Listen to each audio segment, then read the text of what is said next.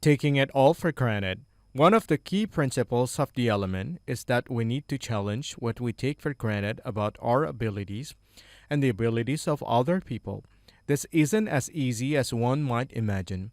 Part of the problem with identifying the things we take for granted is that we don't know what they are because we take them for granted in the first place. They become basic assumptions that we don't question, part of the fabric of our logic. We don't question them because we see them as fundamental, as an integral, as an integral, integral, as an integral, as an integral part of our lives, like air or gravity or opera.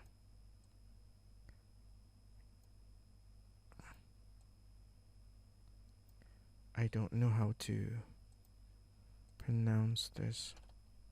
As an integral part of our lives. Integral, integral, integral. As an integral part of our lives. Integral, integral, integral. We don't question them because we see them as fundamental, as an integral part of our lives, like air or gravity or opera. A good example of something that many people take for granted without knowing it is the number of human senses. When I talk to audiences, I sometimes take them through a simple exercise to illustrate this point. I ask them how many senses they think they have. Most people will answer 5: taste, touch, smell, sight, and hearing. Some will say there's a sixth sense and suggest intuition. Rarely will anyone offer anything beyond this. There's a difference, though, between the first 5 senses and the sixth. The 5 all have particular organs associated with them: the nose for smell, the eyes for sight, ears for hearing, and so on. If the organs are injured or compromised in any way, that sense is impaired. It isn't obvious what does intuition. It's a kind of spooky sense that girls are supposed to have more of. So the general assumption among the wide range of people I've spoken with over the years is that we have 5 hard senses and a spooky one. There's a fascinating book by the anthropologist Catherine Lynn Gerst called Culture and the Senses. In it, she writes about her work with the Anlo-U people of southeastern Ghana. I have to say that I have a certain degree of sympathy for marginalized ethnic groups these days. It seems as though anthropologists are always talking them, as if their average family unit includes 3 children and an anthropologist who sits around asking what they have for breakfast. Still, Kurt's study was illuminating. One of the things he learned about the Anlo-U. How do I...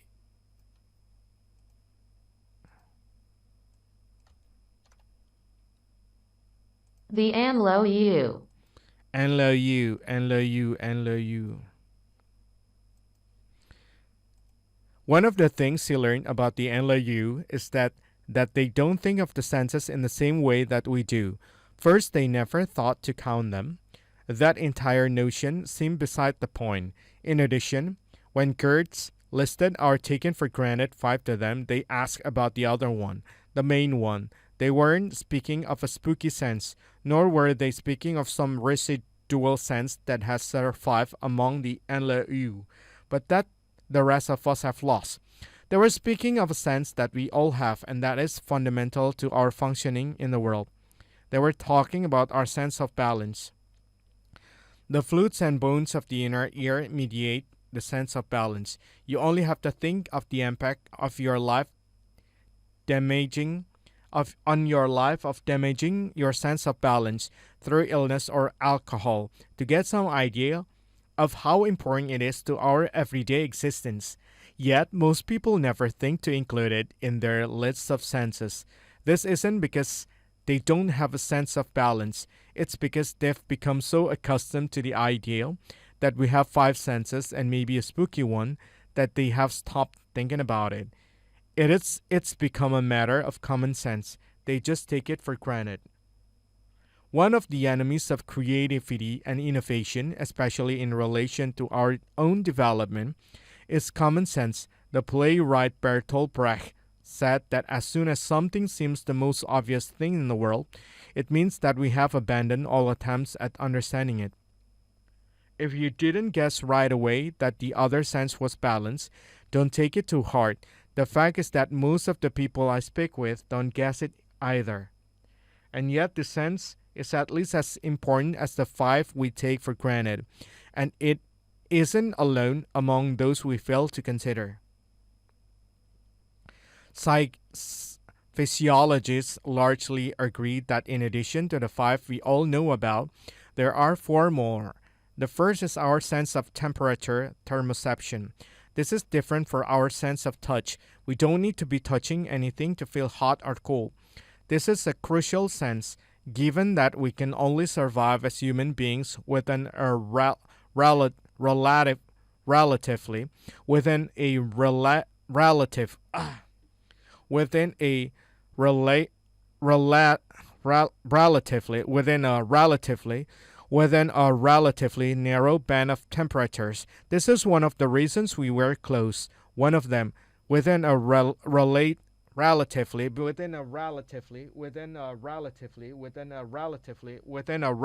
narrow band of temperatures.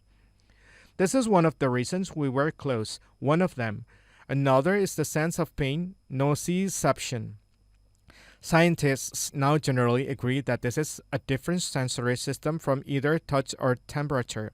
There also seem to be separate systems for registering pains that originated from the inside or the outside of our bodies. Next is the vestibular sense, equilibrioception, which includes our sense of balance and acceleration. And then there is the kinesthetic sense, proprioception, which gives us our understanding of where our limbs and the rest of our body are in space and in relationship to each other. This is essential for getting up, getting around, and in getting back again. The sense of intuition doesn't seem to make the cut with most physiologists. I'll come back to it later. All of these senses contribute to our feelings of being in the world and to our ability to function in it. There are also some unusual variations in the senses of particular people. Some experience a phenomenon known as synesthesia, in which their senses seems to mingle or overlap. They may see sounds and hear colors. These are abnormalities and seem to challenge even further out our common sense ideas about our common senses, but they illustrate how profoundly our senses, however many we have and however they work, actually affect our understanding of the world and of ourselves. Yet many of us don't know or have never thought about some of them. Not all of us take our sense of balance or other senses for granted. Take Bart, for example. When he was a baby in Morton Grove, Illinois, Bart wasn't particularly active, but when he was around 6 years old, he started to do something very unusual. It turned out that he could walk on his hands nearly as well as he could walk on his feet. This wasn't an elegant sight, but it did get him lots of smiles, laughter, and approval from his family. Whenever visitors came to the house and at family parties, people prompted Bart to perform his signature move, with no further cajoling. After all, he quite enjoyed both his trick and the attention it generated. He dropped onto his hands, flipped up, and proudly teetered around upside down. As he got older, he even trained himself to go up and down the stairs on his hands. None of this was of much practical use, of course. After all, it wasn't as though the ability to walk on his hands was a skill that led to higher test scores or was marketable in any way. However, it did do wonders for his popularity. A person who can climb stairs upside down is fun to be around. Then one day, when he was 10, with his mother's approval, his grade school physical education teacher took him to a local gymnastics center. As he walked in, Bart's eyes bulged in amazement. He'd never seen anything so wondrous in his life. There were ropes, parallel bars, trapezes, ladders, trampolines, hurdles, all kinds of things upon which he could climb, cavert, and swing. It was like visiting Santa's workshop and Disneyland at the same time. It was also the ideal place for him. His life turned in that moment. Suddenly, his innate skill were good for something more than amusing himself and others. 8 years later, after countless hours of jumping, stretching, vaulting, and lifting, Bart Conner stepped onto the mat in the gymnastic hall at the Montreal Olympics to represent the United States of America. He went on to become America's most decorated male gymnast ever and the first American to win medals at every level of national and international competition. He has been a USA champion, an NCAA champion, a Pan American Games champion, a World champion, a World Cup champion, and an Olympic champion. He was a member of 3 Olympic teams in 1976, 1980, and 1984. In a legendary performance in 1984 Los Angeles Olympics, Bart made a dramatic comeback from a torn biceps injury to win 2 gold medals. In 1991, he was inducted into the U.S. Olympic Hall of Fame, and in 1996 into the International Gymnastic Hall of Fame. Conner now facilitates the passion for gymnastics in others. He owns a flourishing gymnastics school with his wife, Olympic champion Nadia Comaneci. Nadia Comaneci.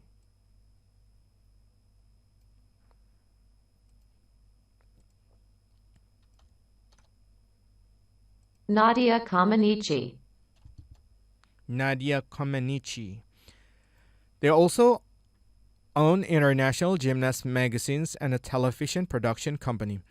Athletes like Bart Conner and Nadia Comaneci have a profound sense of the capacity of their physical bodies, and their achievements show how limited our everyday ideas about human ability really are. If you watch athletes, dancers, musicians, and other performers of their class at work, you can see that they are thinking as well as performing in extraordinary ways. As they practice, they engage their whole bodies in developing and memorizing the routines they are shaping up. In the process, they are relying on what some call muscle memory. In performance, they are usually moving too quickly and in ways that are simply too complex to rely on the ordinary conscious processes of thinking and decision making. They draw from the deep reserves of feeling and intuition and of physical reflex and coordination that use the whole brain and not only the parts at the front that we associate with rational thinking. If they did that, their careers would never get off the ground, and neither would they. In these ways, athletes and all sorts of other performers help to challenge something else about human capacity that too many people take for granted and also get wrong our ideas about intelligence. How intelligent are you? Another thing I do when I speak to groups is to ask people to rate their intelligence on a 1 to 10 scale, with 10 being the top. Typically, 1 or 2 people will rate themselves a 10. When these people raise their hands, I suggest that they go home. They have more important things to do than listen to me. Beyond this, I'll get a sprinkling of 9s and a heavier concentrations of 8s. Invariably, though, the bulk of any audience puts itself at 7 or 6. The responses decline from there, though I admit I never actually complete the survey.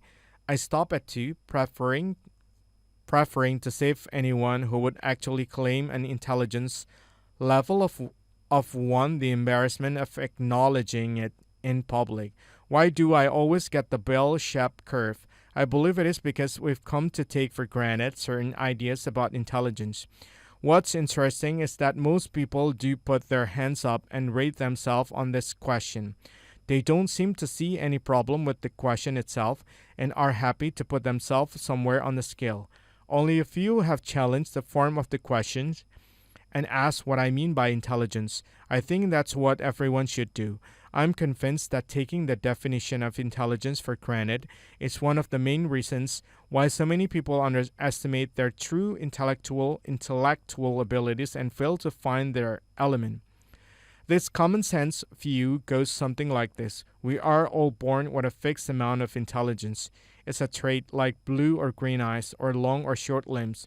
Intelligence shows itself in certain types of activity, especially in math and our use of words. It's possible to measure how much intelligence we have through pencil and paper tests, and to express this as a numerical grade. That's it. Put as bluntly as this, I trust this definition of intelligence sounds as questionable as it is. But essentially, this definition runs through much of Western culture and a good bit of Eastern culture as well. It is at the heart of our education systems and underpin a good deal of the multi-billion-dollar testing industries that feed off public education throughout the world. It's at the heart of the idea of academic ability, dominates college entrance examinations, underpins the hierarchy of subjects in education, and stands as the foundation for the whole idea of IQ.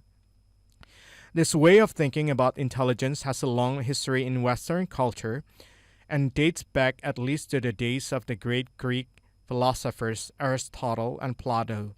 Its most recent flowering was in the great period of intellectual advances of the 17th and 18th centuries that we know as the Enlightenment. Philosophers and scholars aimed to establish a firm basis for human knowledge and to end the superstitions and mythologies about human existence that they believe had clouded the minds of previous generations. One of the pillars of this movement was a firm belief in the importance of logic and critical reasoning. Philosophers argued that we should not accept as knowledge anything that could not be proved through logical reasoning, especially in words and mathematical proofs. The problem was where to begin this process without taking anything for granted that might be logically questionable. The famous conclusion of the philosopher René Descartes was that the only thing that he could take for granted was his own existence. Otherwise, he couldn't have these thoughts in the first place. His thesis was, I think, therefore I am. The other pillar of the Enlightenment was a growing belief in the importance of evidence in support of scientific ideas, evidence that one could observe through the human senses, rather than superstition or hearsay. These two pillars of reason and evidence became the foundation of an intellectual revolution that transformed the outlook and achievements of the Western world. It led to the growth of the scientific method and an avalanche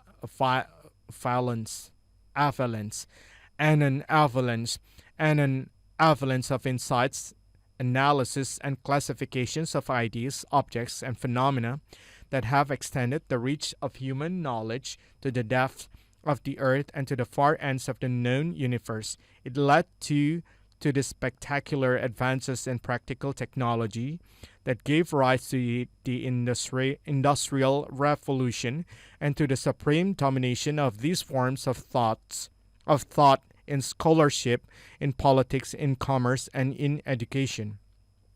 The influence of logic and evidence extended beyond the hard sciences. They also shaped the formative theories in the human sciences, including psychology, sociology, anthropology, and medicine. As public education grew in the 19th and 20th centuries, it too was based on these newly dominant ideas about knowledge and intelligence. As mass education grew to meet the growing demands of the Industrial Revolution, there was also a need for quick and easy forms of selection and assessment. The new science of psychology was on hand with new theories about how intelligence could be tested and measured. For the most part, intelligence was defined in terms of verbal and mathematical reasoning. These were also processes that were used to quantify the results. The most significant idea in the middle of all this was IQ. So it is that we came to think of real intelligence in terms of logical analysis, believing that rationalist forms of thinking were superior to feeling and emotion, and that the ideas that really count can be conveyed in words or through mathematical expressions. In addition, we believed that we could quantify intelligence and rely on IQ tests and standardized tests like the SAT, to identify who among us is truly intelligent and deserving of exalted treatment. Ironically, Alfred Binet, one of the creators of the IQ test, intended the test to serve precisely the opposite function. In fact, he originally designed it on commission from the French government exclusively to identify children with special needs so they could get appropriate forms of schooling. He never intended it to identify degrees of intelligence or mental worth. In fact, Binet noted that the scale he created does not permit the measure of intelligence because intellectual qualities are not superposable and therefore cannot be measured as linear surfaces are measured. Nor did he ever intend it to suggest that a person could not become more intelligent over time. Some recent thinkers, he said, have affirmed that an individual's intelligence is a fixed quantity, a quantity that cannot be increased. We must protest and react against this brutal pessimism. We must try to demonstrate that it is founded on nothing. Still, some educators and psychologists took and continue to take IQ numbers to absurd lengths. In 1916, Louis Turman of Stanford University published a revision of Binet's IQ test, known as the Stanford-Binet test. Now, in its fifth version, it is the basis of the modern IQ test. It is interesting to note, though, that Turman had a sadly extreme view of human capacity. These are his words from the textbook The Measurement of Intelligence. Among laboring men and servant girls, there are thousands like them feeble-minded. They are the world's hewers of wood and drawers of water. And yet, as far as intelligence is concerned, the tests have told the truth. No amount of school instruction will ever make them intelligent voters or capable voters in the true sense of the word. Turman was an active player in one of the darker stages of education and public policy, one there is a good chance you are unaware of because most historians choose to leave it unmentioned, the way they might a crazy or an unfortunate drinking incident in college. The eugenics movement sought to weed out entire sectors of the population by arguing that such traits as criminality and pauperism were hereditary, and that it was possible to identify these traits through intelligence testing. Perhaps most appalling.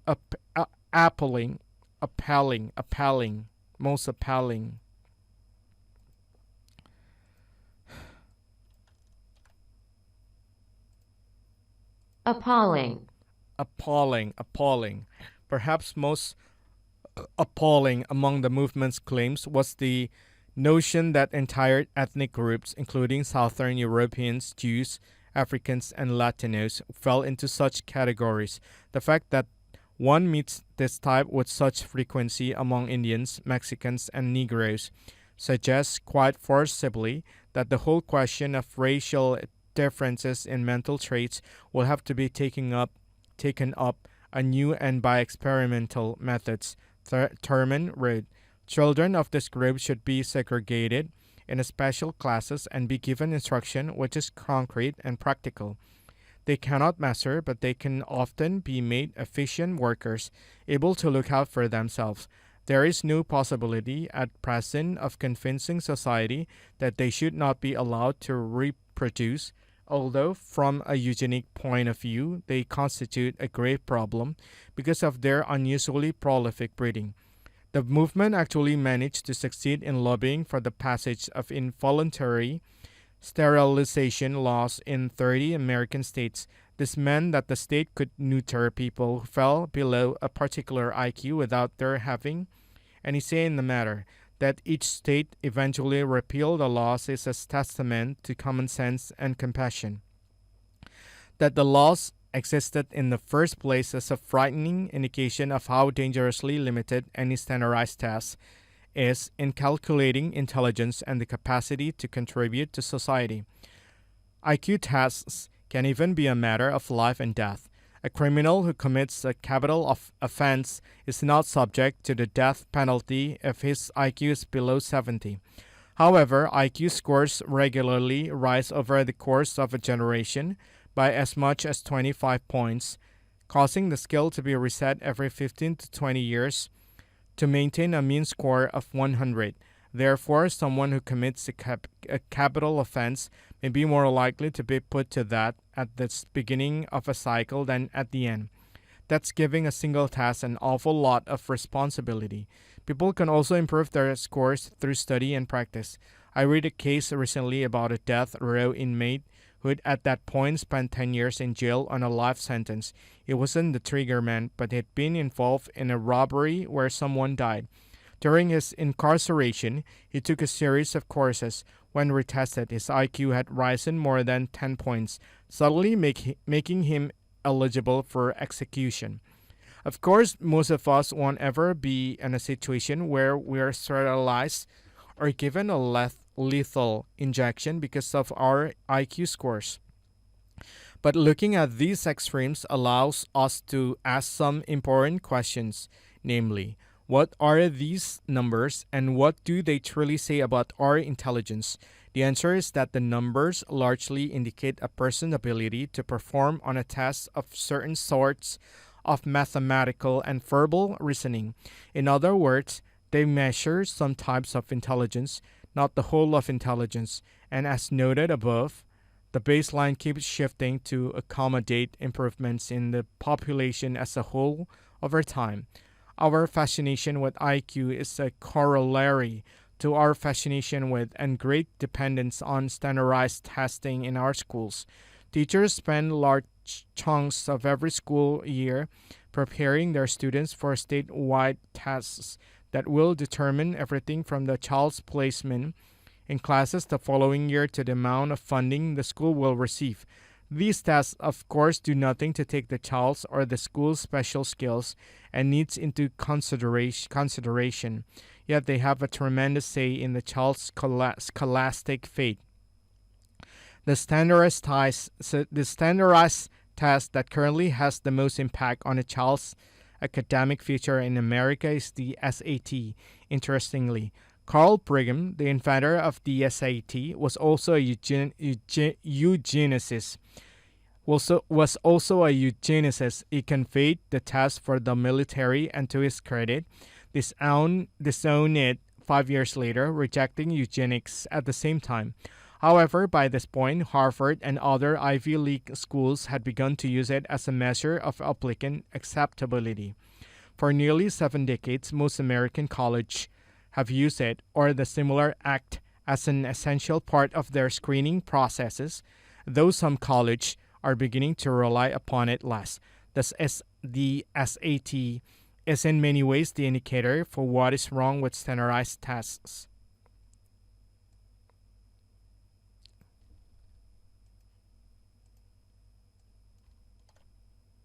The SAT is in many ways the SAT is in many ways the indicator for what is wrong with standardized tests. It only measures a certain kind of intelligence. It does it in an entirely impersonal way. It attempts to make common assumptions about the college potential of a hugely varied group of teenagers in one-size-fits-all fashion, and it drives high school juniors and seniors to spend hundreds of hours preparing for it at the expense of school study or the pursuit of other passions. John Katzman, founder of the Princeton Review, offers the stinging criticism. What makes the SAT bad is that it has nothing to do with what kids learn in high school. As a result, it creates a sort of shadow curriculum that furthers the goals of neither educators nor students. The SAT has been sold as snake oil. It measured intelligence, verified high school GPA, and predicted college grades. In fact, it's never done the first two at all, nor a particularly good job at the third. Yet students who don't test well or who aren't particularly strong at the kind of reasoning the SAT assesses can find themselves making compromises on their collegiate futures. all because we've come to accept that intelligence comes with a number.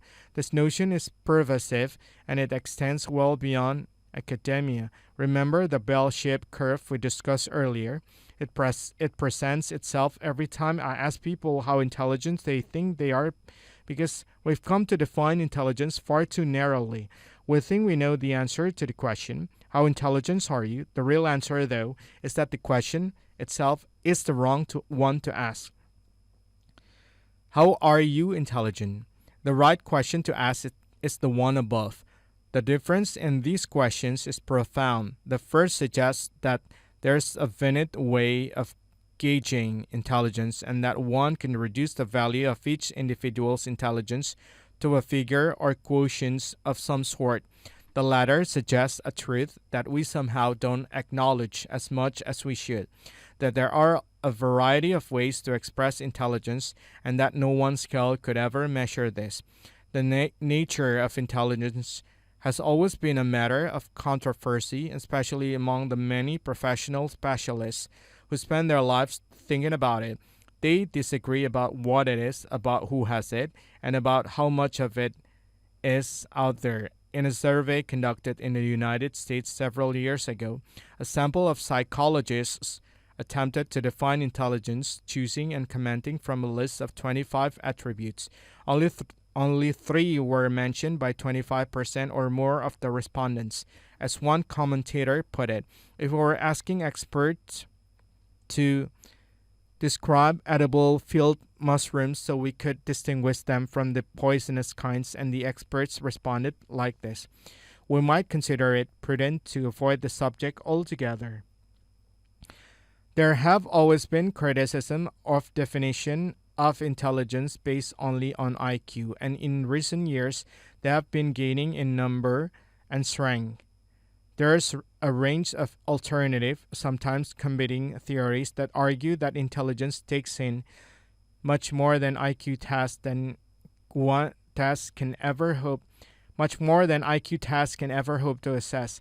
There is a range of alternative, sometimes competing theories that argue that intelligence takes in much more than IQ tests can ever hope to assess. Harvard psychologist Howard Gardner has argued to wide acclaim that we have not one but multiple intelligences.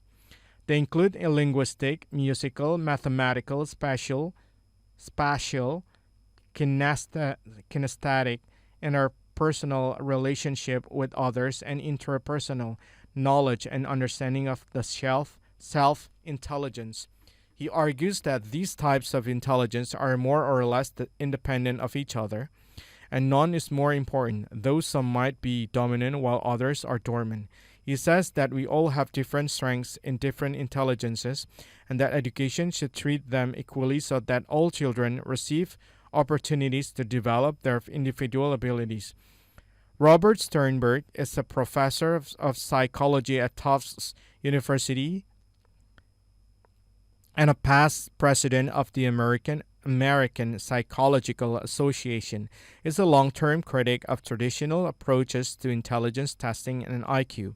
He argues that there are 3 types of intelligence: analytic intelligence, the ability to solve problems using academic skills and to complete conventional IQ tests; creative intelligence, the ability to deal with novel situations and to come up with original solutions; and practical intelligence, the ability to deal with problems and challenges in everyday life.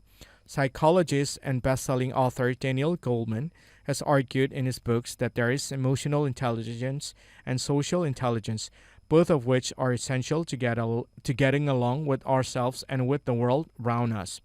Robert Cooper, author of The Other 90%, says that we shouldn't think of intelligence as happening only in the brain in our skulls. He talks of the heart brain and the gut brain.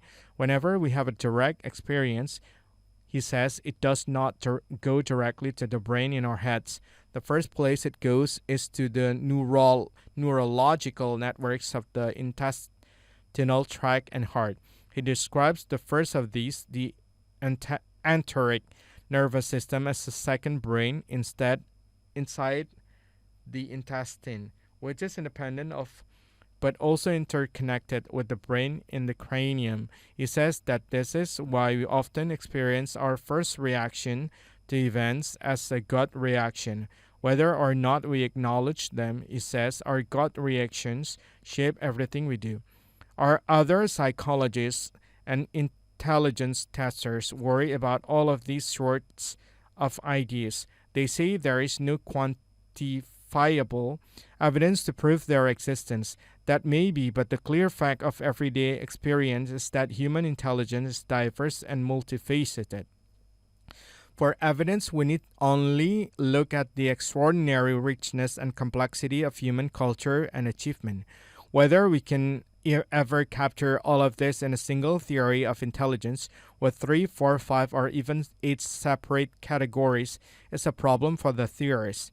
Meanwhile, the evidence of a basic truth of human ability is everywhere. We think about our experiences in all the ways we have them. It's clear, too, that we all have different strengths and natural aptitudes. I mentioned that I don't have a particular aptitude for mathematics. Actually, I don't have any aptitude for it. Alexis Lemire, on the other hand, does. Lemire is a young French doctoral student specializing in artificial intelligence. In 2007, he claimed the world record for calculating in his head the 13th root of a random 200-digit number. He did this in 72.4 seconds. In case, like me, you're not sure what this means, let me explain. Alexis sat in front of a laptop computer that had generated at random a 200-figure number and displayed it on the screen. The number was more than 17 lines long. This is a big number. Alexis' task was to calculate in his head the 13th root of that number. That is the number that multiplied by itself 13 times would produce the exact 200-digit number on the screen. He stared at the screen without speaking and then announced correctly that the answer was 27972076679666701. Remember that he did this in 72.4 seconds in his head. Lemire performed this feat at the New York Hall of Science. He has been working on the 13-root challenge for a number of years. Previously, his best time had been as sluggish 77 seconds. Afterward, he told the press, the first digit is very easy, the last digit is very easy, but the inside numbers are extremely difficult. I use an artificial intelligence system on my own brain instead of on a computer. I believe most people can do it, but I also have a high-speed mind. My brain works sometimes very, very fast. I use a process to improve my skills to behave like a computer. It's like running a program in my head to control my brain. Sometimes, he said, when I do multiplication, my brain works so fast that I need to take medication. I think somebody without a very fast brain can also do this kind of multiplication, but this may be easier for me because my brain is faster. He practices math regularly so that he can think faster. He exercises, doesn't drink caffeine or alcohol, and avoids foods that are high in sugar or fat. His experience of math is so intense that he also has to take regular time off to rest his brain. Otherwise, he thinks there is a danger that too much math could be bad for his health and his heart. I have always felt that too much math can be bad for my health and my heart as well, but for different reasons. Surprisingly, like me, he did not do particularly well in math at school, though the comparisons between us and right there. He was not top of the class in math and mainly taught himself through books. He did have a natural flair for numbers, though, which he discovered when he was about 11 years old and which he had refined and cultivated through constantly challenging himself and by developing sophisticated techniques to exploit it. But the foundation of all of these achievements is a unique personal aptitude combined with a deep passion and commitment. When he's digging around in huge numbers to unearth their roots, Alexis Lemire is clearly in his element. The three features of human intelligence. Human intelligence seemed to have at least three main features. The first is that it is extraordinarily diverse. It is clearly not limited to the ability to do verbal and mathematical reasoning. These skills are important, but they are simply one way in which intelligence expresses itself.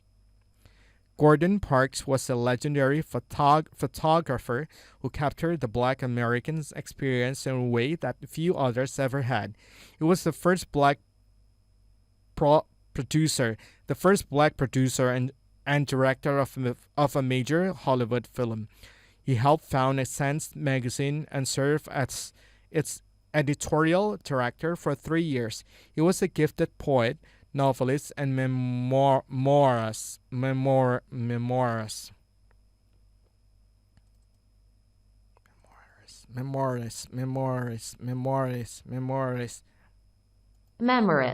Memories.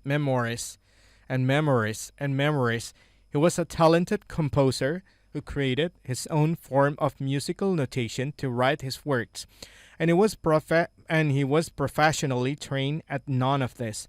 In fact, Gordon Parks barely attended high school. Parks' mother died when he was 15, and soon after he found himself on the streets, unable to graduate. The schooling he did get was discouraging. The schooling he did get was discouraging. He often mentioned that one of his teachers told her students that college would be a waste for them since they were destined to become porters and house cleaners. Still, he used his intelligence in ways few could match. He taught himself to play the piano, and this helped him make some money to get by in his late teens. A few years later, he bought a camera from a pawn shop and taught himself to take pictures. What he learned about film and writing came largely from observation, an intense level of intellectual curiosity, and an off-the-charts ability to feel for and see into the lives of other people. I just kept on and on, he said in an interview at the Smithsonian Institute, and I had an indomitable courage as far as getting started in photography was concerned. I realized I liked it, and I went all out for it. My wife at this time was short of against it, and my mother-in-law, as all mothers-in-law are, was against it. I spent this dough and decided to get myself some cameras. That's just about what happened. I had a tremendous interest, and I just kept plugging away and knocking at doors, seeking out encouragement where I could get it. My life to me is like short of a disjointed dream, he said in a PBS interview.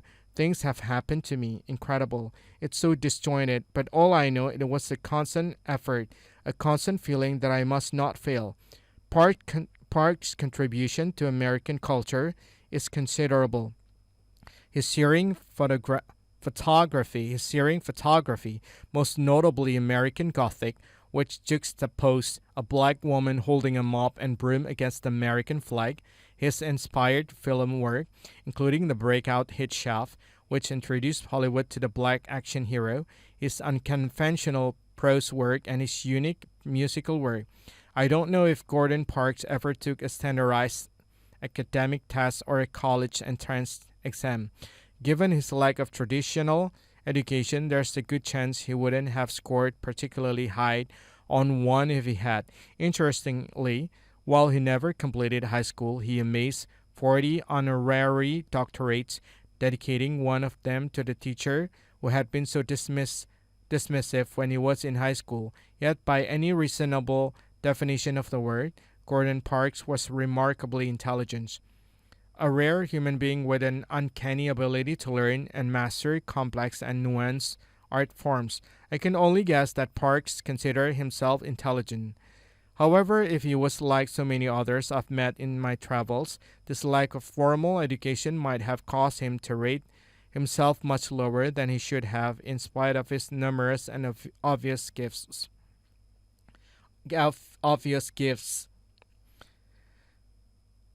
As the stories of Gordon Parks, Mick Fleetwood, and Bart Corner indicate, intelligence can show itself in ways that have little or nothing to do with numbers and words. We think about the word in all the ways that we experience it, including all the different ways we use our senses. However, many of those there turn out to be. Within in sound, within in movement, within visually. I worked for a long time with the Royal Ballet in Britain and came to see that dance is a powerful way to express ideas and that dancers use multiple forms of intelligence, kinesthetic, rhythmic, musical, and mathematic to accomplish this. Were mathematical and verbal intelligence the only kinds that existed, ballet never would have been created, nor would abstract painting, hip hop design, architecture, or self service take out such supermarkets. The diversity of intelligence is one of the fundamental underpinnings of the element. If you don't embrace the fact that you think about the world in a wide variety of ways, severely limit your chances of finding the person that you were meant to be. An individual who represents this wonderful diversity is R. Buckminster Fuller, best known for his design of the geodesic dome and his coining of the term spaceship Earth. Certainly, his greatest accomplishments come in the field of engineering, which of course requires the use of mathematical, visual, and interpersonal intelligence, but he was also a clever and an unusual writer, a philosopher who challenged the beliefs of a generation, an ardent environmentalist years before the emergence of a true environmental movement, and a challenging and nurturing university professor. He did all of this by eschewing formal education. He was the first in 4 generations in his family not to graduate from Harvard, and setting out to experience the world to use the fullest range of this intelligence. He joined the Navy, started a building supply company, and worked as a mechanic in a textile mill, and a laborer in a meat packing plant. Fuller seemingly saw no limits on his ability to use every form of intelligence available to him. The second feature of intelligence is that it is tremendously dynamic. The human brain is intensely interactive. You use multiple parts of it in every task you perform. It is, in fact, in the dynamic use of the brain, finding new connections between things, that true breakthroughs occur. Albert Einstein, for instance, took great advantage.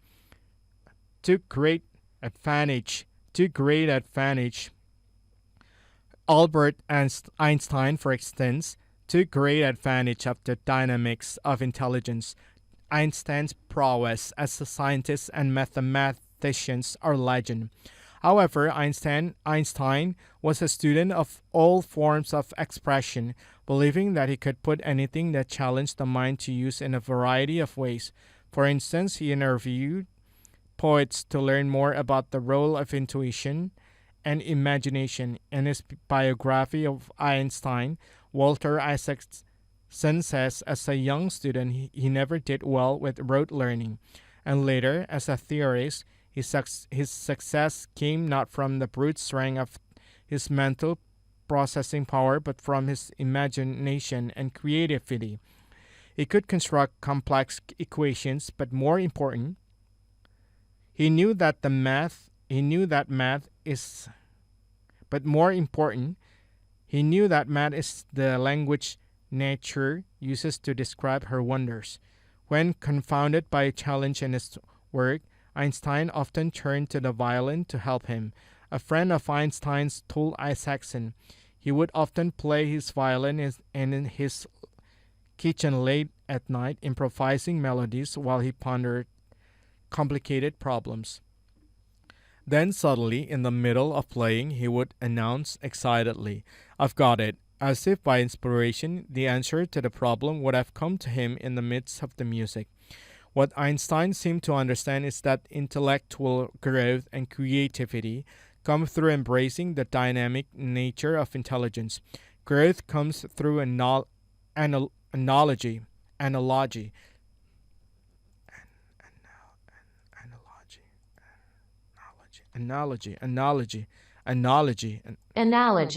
analogy. Growth comes through analogy. Growth comes through analogy. Growth comes through analogy, through seeing how things connect rather than only seeing how they might be different. Certainly, the epiphany stories in this book indicate that many of the moments when things suddenly come clear happen from seeing new connections between events, ideas, and circumstances. The third feature of intelligence is that it is entirely distinctive. Every person's intelligence is as unique as a fingerprint. There might be 7, 10, or 100 different forms of intelligence, but each of us uses these forms in different ways. My profile of abilities involves a different combination of dominant and dormant intelligences than yours does. The person down the street has another profile entirely. Twins use their intelligences differently from one another as do people on opposite sides of the globe.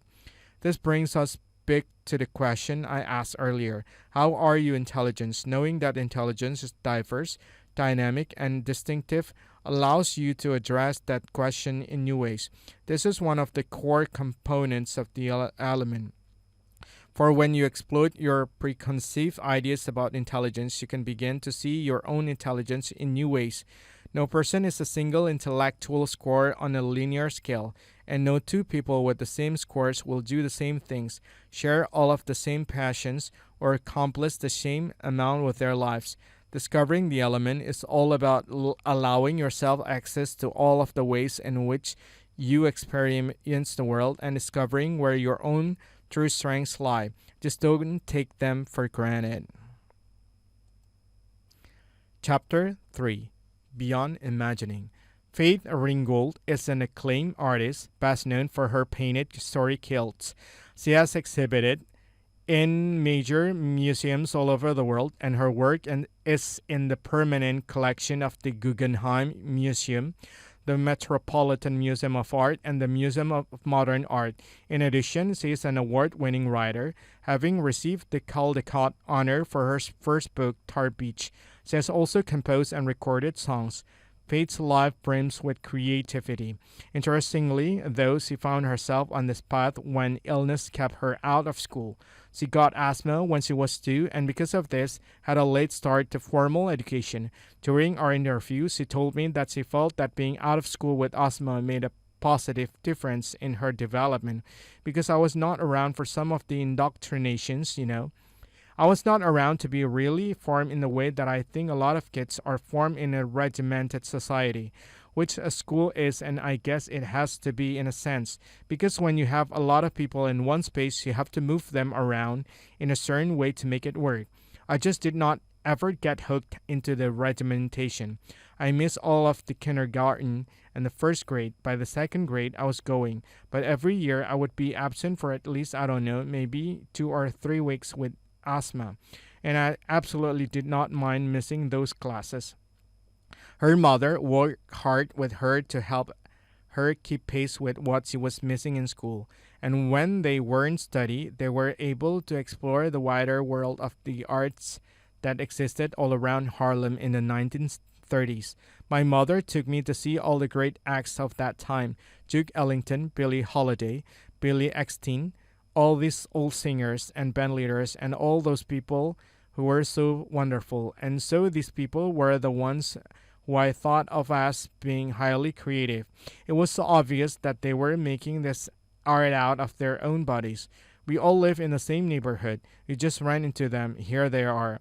I was deeply inspired by their art and by their willingness to give of themselves to the public and to their audience. It made me understand about the communication aspect of being an artist. I was never forced to be like the other kids. I did not dress like them. I did not look like them. And in many families, it was not expected that I should be like that. So it came quite natural to me to do something that was considered a bit odd. My mother was a fashion designer. She was an artist herself, although she would never have said she was an artist. She helped me a lot, but she was very keen on the fact that she did not know whether art would be a good lifetime endeavor. When Faith at last began going to school full-time, she found encouragement and excitement in her art classes. We had art in elementary school right straight through. An excellent experience. Excellent. I distinctly recall my teachers getting excited about some of the things that I had done and me kind of wondering, why do they think this is so good? But I never said anything. In junior high school, the teacher did a project with us in which she wanted us to try to see it without looking. We were supposed to paint these flowers in that way. I said, "Oh my God, I do not want her to see this because this is really awful." And she held it up and said, "Now this is really wonderful. Look at this." Now I know why she liked it. It was free and it was the same kind of thing that I like when I see children do art. It is expressive, it is wonderful. This is the kind of magic that children have. Children do not see anything so strange and different about art. They accept it, they understand it, they loved it. They walk into a museum and they are looking all around. They do not feel threatened. Whereas adults do, they think there are some messages there they do not get that they are supposed to have something to say or do in relation to these works of art. The children can just accept it because somehow or other they are born that way, and they stay that way until they begin to start picking themselves apart. Now, maybe it is because we start picking them apart. I try not to do that, but the world is going to pick them apart and, judge them this way and that. This does not look like a tree, or this does not look like a man. When children are little, they are not paying attention to that. They are just unfolding right before your eyes. This is my mommy and this is my daddy, and we went to the house and cut down the tree, and this and that and the other. And they tell you a whole story about it, and they accept it, and they think it is wonderful. And I do too, because they are completely repressed where these things are concerned. I think children have that same natural ability in music. Their little voices are like little bells that they are ringing. I went to a school where I did a 40-minute session with each of the grades, starting with the pre-kindergarten, going all the way up to the 6th grade. I did this art session with them in which they would read from a book, and then I would teach them. I would show them some of my slides, and then I would teach them how to sing my song, Anyone Can Fly. They just picked that up, whether they were little pre-kindergarten, kindergarten, 1st grade, 2nd grade, 3rd grade, 4th grade. By the 5th grade, you are running into trouble. Their little voices are no longer like bells. They are feeling ashamed of themselves, and some of them who can still sing will not. Fortunately, Faith never felt stifled in its way. She loved exploring her creativity from an early age, and she managed to keep that spark alive into adulthood. I think the minute that I started studying art in college in 1948, I knew I wanted to be an artist. I did not know which road I would take, how it would happen, or how I could be that. But I knew that was my goal. My dream was to be an artist, one who makes pictures for a lifetime as a way of life. Every day of your life, you can create something wonderful. So every day is going to be the same kind of wonderful day that every other day is. A day in which you discover something new, because as you are painting or creating whatever it is you are creating, you are finding new ways in doing it. The promise of creativity. I mentioned that I like to ask audiences how intelligent they feel they are. I usually ask these same people how they rate their creativity. As with intelligence, I use 1 to 10 scale, with 10 at the top. And as with intelligence, most people rate themselves somewhere in the middle. Out of perhaps 1,000 people, fewer than 20 give themselves 10 for creativity. A few more will put their hands up for 9 and 8. On the other hand, a handful always puts themselves at 2 or 1. I think that people are mostly wrong in these assessments, just as they are about their intelligence. But the real point of this exercise reveals itself when I ask how many people give themselves different marks for intelligence and for creativity. Typically, between 2/3 and 3/4 of the audience raise their hands at this point. Why is this? I think it's because most people believe that intelligence and creativity are entirely different things, that we can be very intelligent and not very creative, or very creative and not very intelligent. For me, this identifies a fundamental problem. A lot of my work with organization, a lot of my work where a lot of my work with organizations is about showing that intelligence and creativity are relatives. I firmly believe that you can't be creative without acting intelligently. Similarly, the highest form of intelligence is thinking creatively. In seeking the element, it is essential to understand the real nature of creativity and to have a clear understanding of how it relates to intelligence. In my experience, most people have a narrow view of intelligence, tending to think of it mainly in terms of academic ability. This is why so many people who are smart in other ways end up thinking that they are not smart at all. There are myths surrounding creativity as well. One myth is that only special people are creative. This is not true. Everyone is born with tremendous capacities for creativity. The trick is to develop these capacities. Creativity is very much like literacy. We take it for granted that nearly everybody can learn to read and write. If a person can't read or write, you don't assume that this people is incapable of it, just that he or she hasn't learned how to do it. The same is true of creativity. When people say they're not creative, it's often because they don't know what's involved or how creativity works in practice. Another myth is that creativity is about special activities. It's about creative domains like the arts, design, or advertising. These often do involve a high level of creativity, but so can science, math, engineering, running a business, being an athlete, or getting in or out of a relationship. The fact is you can be creative at anything at all, anything that involves your intelligence. The third myth is that people are either creative or they're not. This myth suggests that creativity, like IQ, is an allegedly fixed trait, like eye color, and that you can't do much about it. In truth, it's entirely possible to become more creative in your work and in your life. The first critical step is for you to understand the intimate relationship between creativity and intelligence.